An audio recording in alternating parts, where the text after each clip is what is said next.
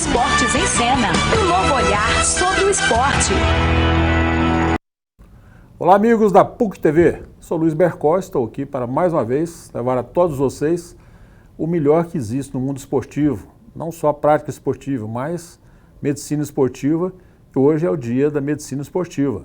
Afinal, nós somos todos esportes, somos todos esportes em cena, somos todos para desporto, e a medicina faz parte da nossa vida, faz parte do nosso dia a dia e faz parte também da nossa prática esportiva. Sem saúde, como é que nós poderíamos praticar esporte? Muito difícil. E tem quem está aqui hoje para nos dar uma aula mesmo, uma verdadeira aula sobre isso. Inclusive nós vamos falar muito aqui, tentaremos abordar dentro das possibilidades, né? Quem conhece muito é o nosso convidado sobre os hormônios. Como é que é a atuação de hormônio dentro do corpo do atleta, o que motiva o atleta, o hormônio, o que pode alterar na vida do atleta, essa composição hormonal. E o nosso convidado de hoje é nada mais, nada menos do que um grande homem, uma grande pessoa, um grande profissional e uma referência que eu tenho na minha vida pessoal, que é o Dr. Cid de Oliveira Reis. Quando ele fala Cid, ele fala Dr. Cid, Laboratório Núcleo. Pode falar, pode associar as duas coisas aí, Dr. Cid, Laboratório Núcleo, porque é quase que o sobrenome dele, né? Dr. Cid de Oliveira Reis, Laboratório Núcleo. É quase que o sobrenome, eu não sei se é. Dr. Cid, prazer recebê-lo aqui no nosso Esportes em Cena, aqui na PUC TV. Cid de Oliveira Reis, Laboratório Núcleo, é isso mesmo? É isso mesmo.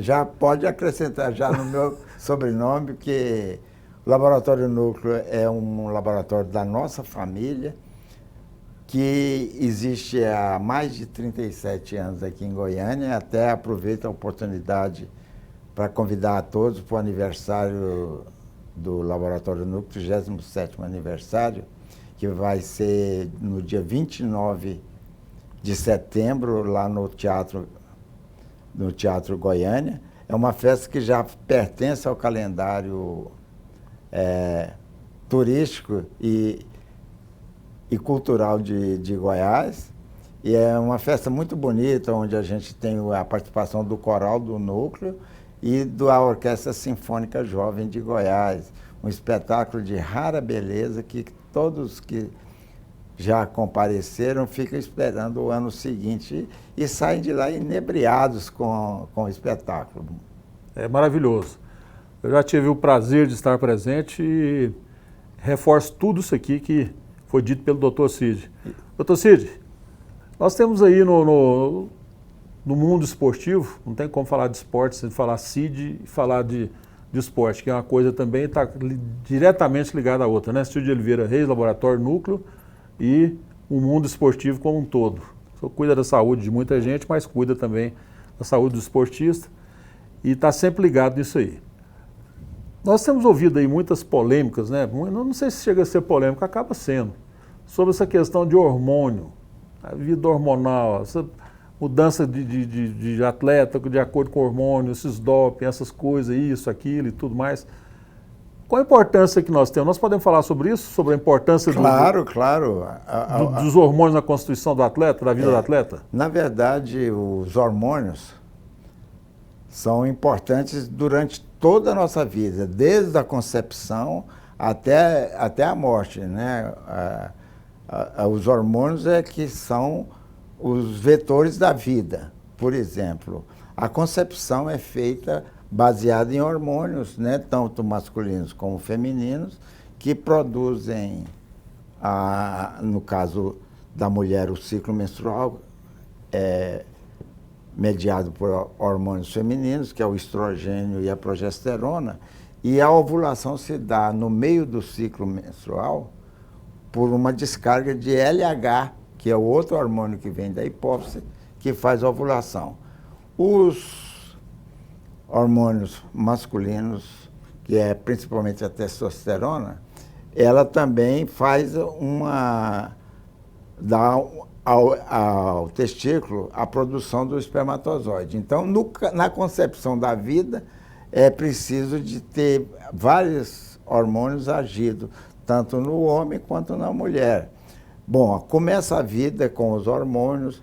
Só para entender aqui uma coisa. Os hormônios, eles são É distribuído. O hormônio feminino é um, o hormônio masculino é outro. É. Mas quando juntam os dois, que vem a procriação. É mais ou menos isso. Mais ou menos assim.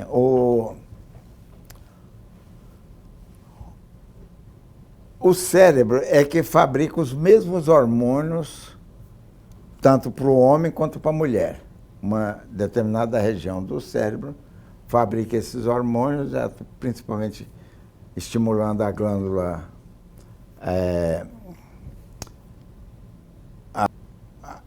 uma glândula que é tamanho de um carocinho Tamanho do carocinho? de ervilha. Nossa Senhora. Mas chama hipófise. Essa hipófise é estimulada a fabricar os mesmos hormônios, tanto para estimular o desenvolvimento masculino quanto o feminino. Só que eles vão agir, no caso das gônadas, vai agir no homem no testículo e vai agir na mulher no ovário. E existe uma diferença no trabalho disso, porque o homem fabrica continuadamente o hormônio masculino. Mas a mulher não, a mulher tem uma sequência, um ciclo de produção de hormônio.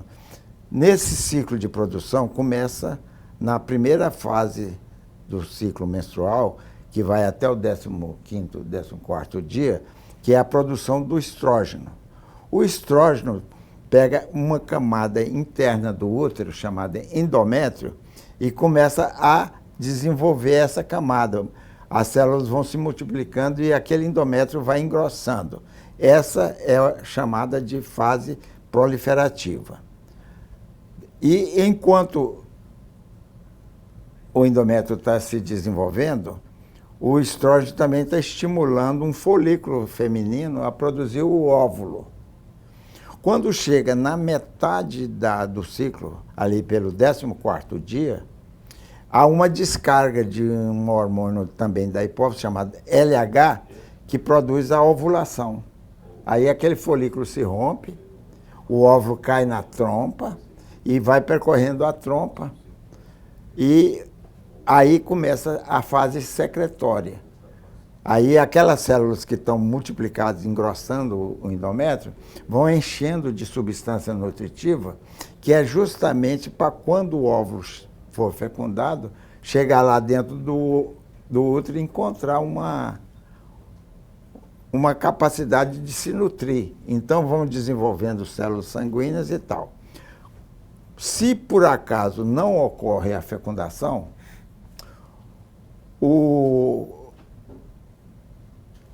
aquela cicatriz onde saiu o óvulo, que é o produtor do hormônio progesterona, ela entra em regressão.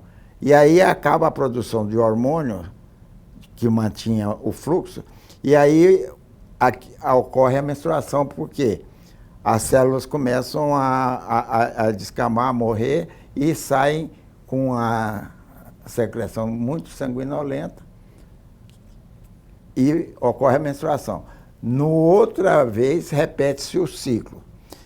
Agora, no caso do homem, não. O homem tem uma secreção chamada tônica, é contínua de testosterona, e ele vai fabricando espermatozoides Constantemente. constantemente. Doutor Cid? É preciso Sim. considerar o seguinte, os hormônios influenciam o nosso comportamento, mas como nós somos pessoas educadas, a educação controla esse fato dos hormônios agir tão definido no nosso comportamento. Mas vou dar um exemplo na espécie animal. Na espécie animal, por exemplo, um galo que é ou castrado ou submetido ao hormônio feminino, ele vira uma galinha, ele choca, ele cria o pintinho, ele só não bota ovo. Olha, não mas sabia ele disso. pega um ninho de ovo, choca e sai andando pelo terreiro, tratando os pintinhos. Um boi, por exemplo, é usado muito comercialmente para a engorda de boi, de gado. O que acontece? Eles dão um hormônio feminino para o boi. Não é que o hormônio feminino faz o boi engordar. Muda o comportamento do boi. O boi que que andava muito para lá, para cá, subia, ele fica mais quieto, mais dócil, e com isso ele acumula mais gordura. Então, isso peso. Usado economicamente também, a mudança do comportamento animal. Nós também somos assim. Vamos dar um exemplo. Se estiver falando assim... Nós vamos só fazer uma paradinha aqui, um breakzinho, e vamos voltar para o segundo bloco. O primeiro bloco, o nosso tempinho aqui está quase estourando, está pertinho. Nós vamos voltar para o segundo. E se fosse possível nós falarmos aqui sobre a importância do hormônio na prática esportiva masculina e feminina, vamos explorar o senhor aqui também. Você não pensa que você está aqui nessa posição confortável, não, vai ter uma pressãozinha, pode ser? Claro. Vamos em frente. Aqui. Sempre com todo respeito, lógico, né? Para ver o que a gente pode contribuir. Muito. Logo estaremos de volta aqui, vamos fazer um breakzinho rápido e vamos voltar com o Dr. Cid para falar sobre o hormônio, a importância do hormônio na definição da prática esportiva, tanto para o homem, tanto para a mulher.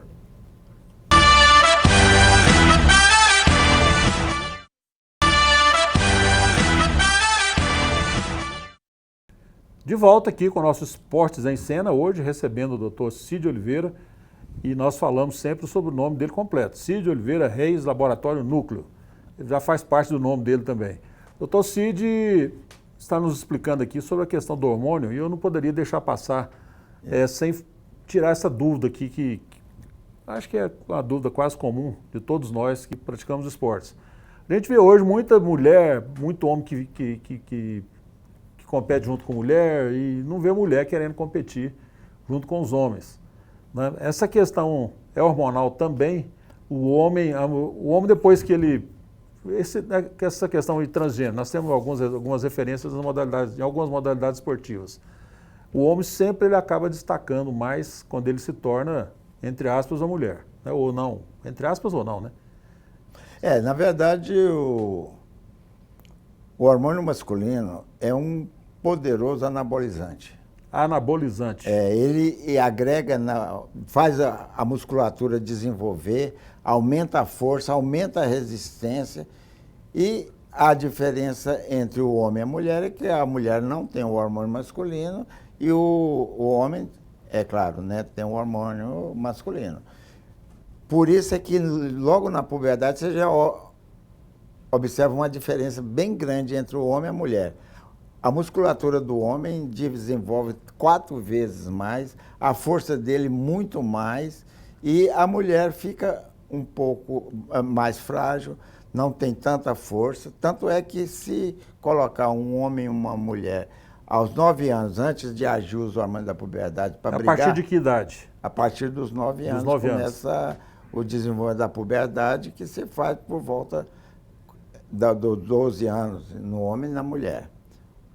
Mas aí, nessa fase, uma mulher e um homem vestido com a cuequinha ou com a calcinha com a cabeça raspada, ninguém fala qual que é o homem e qual que é a mulher.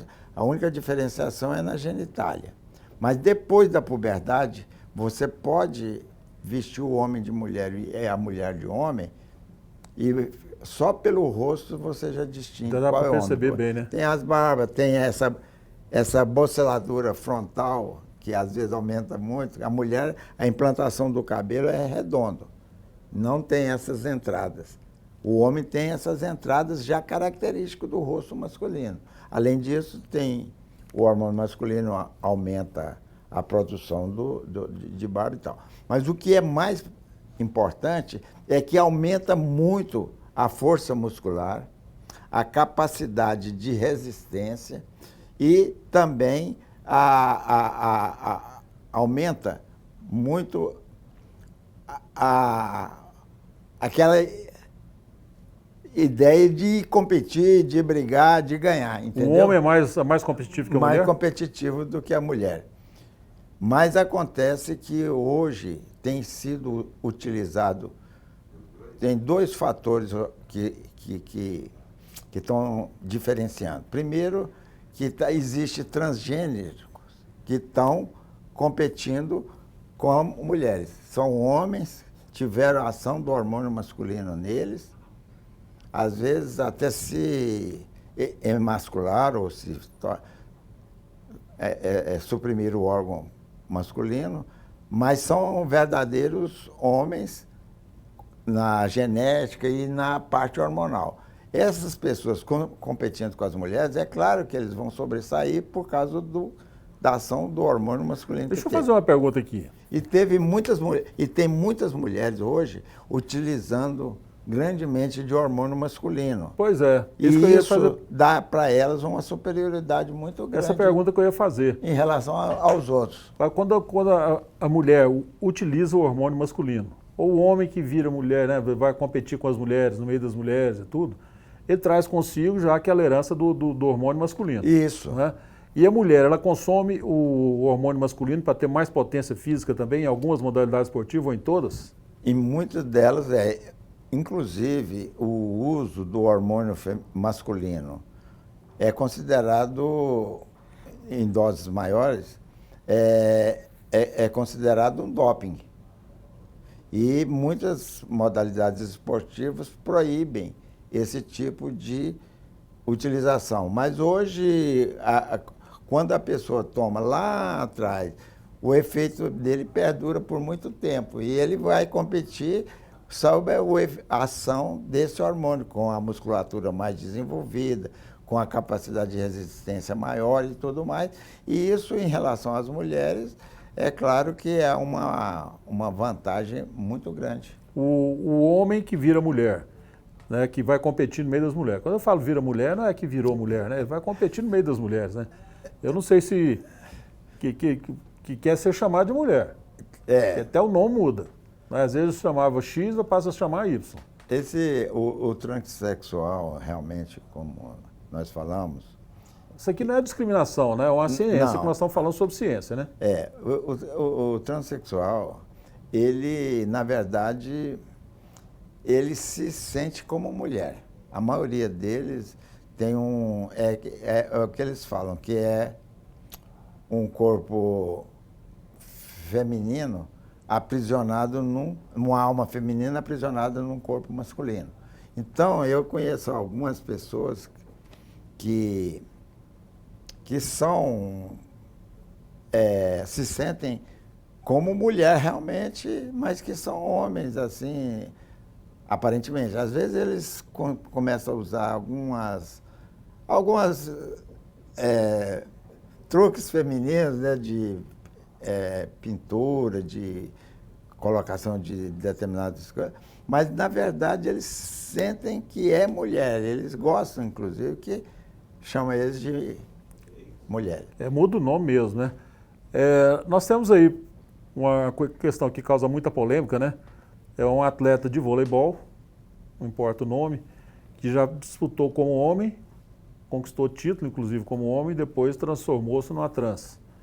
E no voleibol feminino tem alguma resistência quanto a essa pessoa ir para a seleção ou não, por essa razão, principalmente por essa razão, porque já foi dito isso aí, inclusive, não publicamente, diretamente, mas já foi ventilado. Foi dito, foi ventilado. Dá para competir um trans com uma mulher que é mulher mesmo? É claro que eu acho... Pula mais, tem mais força, bate com mais força. Se você colocar a genética dela em questão, porque nós temos um sexo genético, nós temos um sexo dado pela genitália, nós temos um sexo de como a pessoa se sente, identifica. Então, tem várias... Mas, geneticamente falando, ele é homem. Ele só tem algumas características femininas, porque, inclusive, que ele se modifica nesse sentido. Mas, então, ele é muito mais forte, muito mais resistente do que a mulher. Eu acho que devia fazer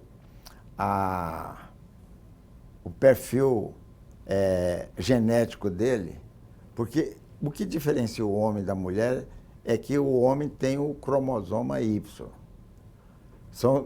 Nós temos 46 cromossomas, nosso organismo todo é codificado. E cada cromosoma dá uma característica para nós. E nós temos 2 cromossomas que são sexuais. No caso da mulher, XX. E no caso do homem, XY. Assim, quando o homem vai produzir o espermatozoide, a célula dele vai dividir em duas. Uma sai com um espermatozoide, sai com o cromosoma Y, e o outro sai com o cromosoma X. No caso da mulher, quando ela vai dividir, ela só tem X. Então, o óvulo sempre é X. Se um espermatozoide X fecunda um óvulo, é claro que vai nascer uma mulher, porque é XX. E se um cromosoma Y fecunda, vai nascer um homem, porque o que determina o sexo é a presença do cromosoma Y. Isso aí é o X até, e o Y, né? Cada um é um sexo. O homem tem o X e o Y e a mulher só tem o X. No esporte isso aí é bem evidente, isso aí? Claro. É evidente? Não, na diferenciação nossa dos seres humanos, é bem evidente. Tanto é que isso é usado hoje para você determinar o sexo da criança. Como é que você faz a determinação, a chamada sexagem fetal? Você pode saber se vai ser homem ou mulher, o filho que está com 8 semanas, só menos de 2 meses cerca de 2 meses de gestação, você pega o sangue da mulher e examina ele. Se no sangue da mulher tiver só cromosoma X, porque um pouco do sangue passa pela placenta para o sangue da mulher. Ali vai ter uma mulher. Se aparece na observação um cromosoma Y, que seja, você sabe que esse cromosoma só pode ter vindo do menino que está dentro da barriga da mulher. Tanto é que nesse exame, o Laboratório Núcleo sempre fez esse exame há muito tempo, não pode ter um homem na sala para colher o sangue da mulher. Por quê? Porque pode haver uma contaminação de uma célula masculina e aí a pessoa vai interpretar que não veio, que veio do feto, mas na verdade veio do homem que estava ali. Então o homem não pode colher o exame, a mulher não pode ter homem na sala, aí depois que colhe o exame, ele vai para examinar. Por que é que nós determinamos o sexo? Com muita certeza, praticamente 99,9% fala, é homem. E aí é a hora que todo mundo fica feliz ou fica decepcionado? Não, é só lá na China que ficava. Doutor Cid, vamos fazer mais um breakzinho aqui e eu vou deixar uma dúvidazinha do tênis, provocada pelo Djokovic, famoso Djokovic, né? Que ele começou falando baixo, depois gritou com o staff dele, creatina! Vamos falar sobre creatina? Vamos falar. E estou sabendo também da incursão sua aí no mundo esportivo, voltando ao futebol. Tá, logo estaremos de volta aqui com nossos esportes em cena pela PUC TV com o Dr. Cid Oliveira Reis, Laboratório Núcleo. Sobrenome bom.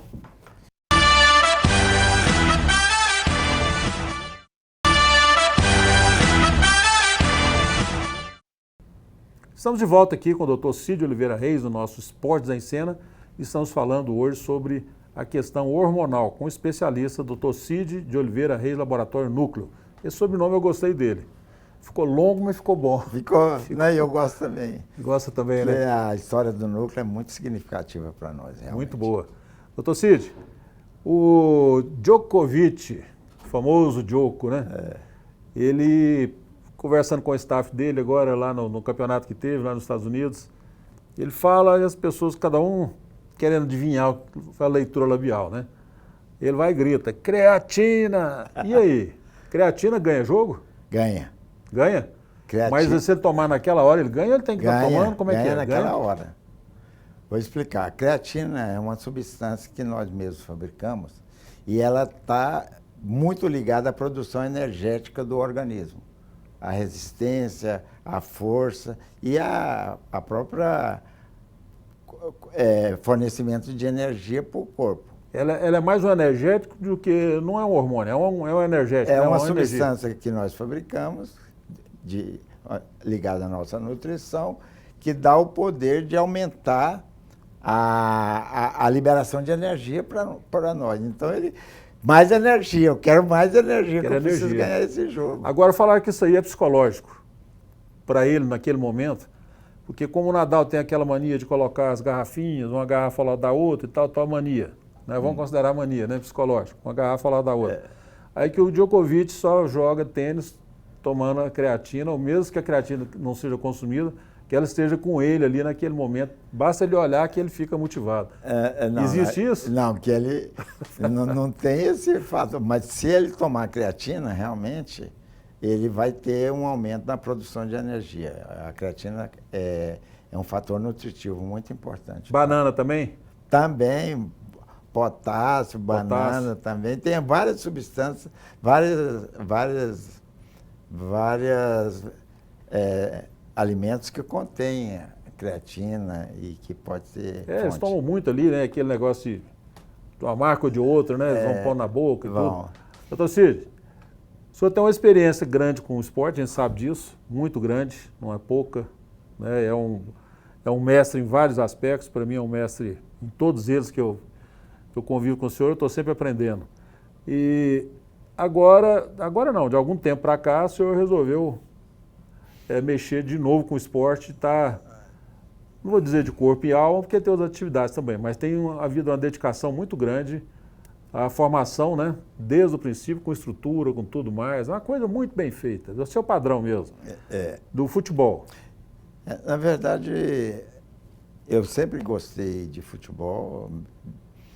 Eu não fui um grande jogador, mas já tive, assim, alguma procura, né? Eu não era o último a ser escolhido, na verdade, no Paroímba, não. Mas acontece que, desde que eu cheguei para cá, eu fui chamado e convidado para ir para o Goiás Esporte Clube. E lá no Goiás Esporte Clube eu fiz muitas amizades e acabei que fui vice-presidente na época do Raimundo Queiroz e depois eu fui presidente, era para eu ser presidente logo depois do Raimundo, mas por uma determinada circunstância eu cedi o lugar para o Pedro Goulart. Eu ia ser presidente por aclamação. E aí eles pediram para eu ceder para o Pedro Goulart, que Finado Pedro Goulart faleceu há pouco tempo, né, um grande amigo nosso. Eu deixei ele ser e no outro eu já disputei com o próprio Raimundo Queiroz, que era o presidente na minha época. Acontece que houve uma série de dificuldades na minha gestão, em função de alguns problemas e por isso eu tive, inclusive, que renunciar ao Goiás. Mas o nosso time que nós montamos, o Goiás Esporte Clube, ele conseguiu um sucesso muito grande. Quando eu assumi o Goiás em 2009, em janeiro de 2009, eu assumi ele com 13º, com dezembro, e férias dos jogadores atrasados, e um déficit de 1 milhão. Mas nunca faltou dinheiro para mim no Goiás Esporte Clube. A verdade é essa. E com isso, no primeiro jogo que nós tivemos uma renda de 2 milhões e 500, que foi aquele jogo em que o Vila Nova jogou com aquela camisa alaranjada, e sofreu a maior goleada, uma goleada histórica do Goiás, 6-1. Acho que vocês devem estar lembrados disso. Eu lembro, com pesar, mas eu lembro. Daí para frente, nós começamos o Campeonato Brasileiro, eu tinha um time muito bom, e com isso aqui davam umas rendas maravilhosas. O estádio lotava, o estádio Serra Dourada lotava. E com isso, era a renda de 2 milhões e 500, 2 vezes por mês, e eu cheguei à ousadia de prometer 1 milhão para cada jogador, para cada 1 milhão por cada semana que nós passássemos em primeiro lugar. Em primeiro lugar. E o pessoal, a imprensa duvidou de mim, eu falei, eu vendo as fazendas, mas eu pago. Isso aí até está escrito em vários lugares. Mas ocorreu um fato que perturbou o meu relacionamento com os dirigentes maiores do Goiás, que sempre teve, e foi a venda do Felipe Menezes para o futebol de Portugal, para o Benfica, por 3 milhões e 500. É que havia feito na gestão anterior um contrato com uma empresa que lavava dinheiro no Goiás. Ave Maria. Uma empresa... Tinha empresa no Goiás que lavava dinheiro? Chama Lupe a empresa. Eu escrevi isso, todo conselheiro ainda deve ter, a imprensa ainda pode ter nos guardado delas, e essa história. Mas o que acontece é que eu vendi o Felipe Menezes e não dei o dinheiro para a Lupe, porque a Lupe estava em atraso. E lá no contrato regia, se não tivesse adimplente, não tinha direito. Mas o pessoal queria que eu desse o dinheiro do Goiás para a Lupe. Não dei. Aí começou uma briga muito grande, que acabou com a minha renúncia, mas eu saí de lá muito feliz, porque eu fui para Minas Gerais para aprender a tática dos mineiros, mas eles não ensinam para ninguém, não. Mineiro é muito esperto, entra no mato de costas para pensar que ele está saindo. Mas eu aprendi também a vontade de ferro deles. Dar um boi para não entrar numa briga e uma boiada para não sair. Aí boiada, doutor Cid, essa boiada, nós vamos ter que deixar essa boiada para outro dia, sabe por quê? Acabou. Não, que isso aqui dá um livro. Isso dá uns, quantos livros? Um livro que o senhor escreveu, mais uns 10 livros que deixou de ser escrito. Que deixaram, né? Que o senhor deixou de escrevê-los. Vamos... Só falar mais uma coisa. Pode falar. Depois que eu deixei o Goiás naquela época, o Goiás virou um campeão de cair para a segunda divisão, porque eles mudaram o sistema administrativo lá, com medo de aparecer outro CID. E aí o Goiás virou campeão, vice-campeão de descer para a segunda divisão. De 2010 para cá, que terminou meu mandato, o Goiás já caiu 6 vezes para a Série 6 vezes? 6 vezes para a Série B. Pode percorrer aí a história. E tem mais uma coisa. Está dando uma briga boa com o Vasco, hein? O meu time, o time do Goiás, teve um título internacional, vice-campeão da Sul-Americana. Foi na sua época? Foi o meu time. É isso aí. E nunca mais o Goiás meteu medo em qualquer pessoa, porque quando vinha jogar qualquer time aqui, eles sabiam que eles vinham para apanhar, para perder, porque o Goiás era respeitadíssimo. Hoje, qualquer time vem aqui, não respeita o Goiás, acabou. E acaba mas ganhando. Eu fico muito triste com isso, mas eu fico muito alegre e feliz de ter passado pelo Goiás nessa época. É isso aí. Esse é o doutor Cid. Começou falando sobre hormônios, sobre procriação, sobre isso, sobre aquilo, e terminou falando aqui sobre o Goiás. É um homem que merece nosso respeito, é um cidadão de bem, e está sempre preocupado no equilíbrio, que ele é uma pessoa muito equilibrada, mas, infelizmente, nós temos o nosso ponteirinho aqui, doutor Cid, que comanda o espetáculo. Nós aqui estamos à mercê do ponteiro. Vamos embora? Vamos embora. E depois nós vamos voltar outro dia. Só volta outro dia para poder contar essa história? Sendo convidado, eu estou aqui. Eu gosto demais de você. Muito obrigado. Tenho uma admiração muito grande para você. A PUC TV é uma televisão que está se impondo agora. Agora não, há muito tempo está se impondo no cenário de comunicação de Goiás e estamos aí firme. Vamos firme. Gente, temos que ir, infelizmente nosso tempo esgotou e estaremos de volta na próxima semana, agradecendo a presença do Dr. Cid Oliveira Reis, Laboratório Núcleo, conosco aqui na PUC TV, do nosso Esportes em Cena. Somos todos esportes e para desportos, somos todos esportes em cena. Um abraço e até a próxima.